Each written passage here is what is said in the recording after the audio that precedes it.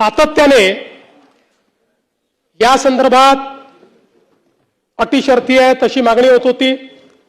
आज जवळपास आमच्या रणधीर सावरकरांच्या नेतृत्वात महायुतीचे सर्व आमदार मला भेटले आणि त्यांनी सगळ्यांनी मागणी केली की ही 50,000ची अट तुम्ही काढून टाका।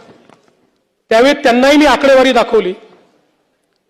मी त्यांना सांगितलं की अट काढल्याने आमच्यावर 3-4 हजार कोटीचा भुर्दंड येईल, फार येईल असं नाही, 4,000 कोटीचा येईल, 5,000 कोटीचा येईल, पण शिस्तीचा भाग म्हणून ही आणलेली आहे। मी त्यांना दाखवलं की समजा 1 लाखापर्यंत नेली तर 2 लाख शेतकरी असे राहतात की ज्यांच्यावर त्या ठिकाणी त्यांना याचा फायदा मिळत नाही।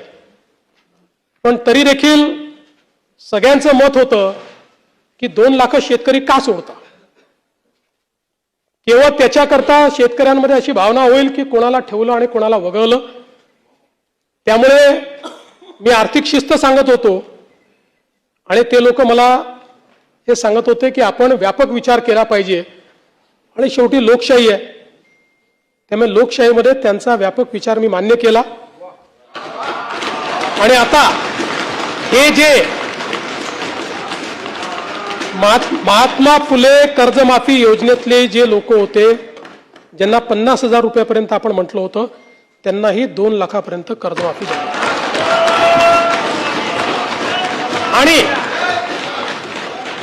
त्यासोबत 26-27चा जो नियम आहे तोही वगळण्यात येईल। आता आपल्याकडे तर सगळं आहेच, 26 मध्ये कोणी कोणी पैसे भरले आहेत जसे यांनी सांगितलं 95% लोकांनी पैसे भरले। त्यामुळे आता त्याच्या आधीच्या 3 वर्षातले कुठलेही 2 वर्ष ज्यांनी रेग्युलर भरलेले आहेत ते सगळे लोक याकरता पात्र होतील। पुन्हा सांगतो, पहिल्यांदा राज्य सरकारने हा निर्णय घेतलाय, यापूर्वी कधीही असा निर्णय झालेला नाही।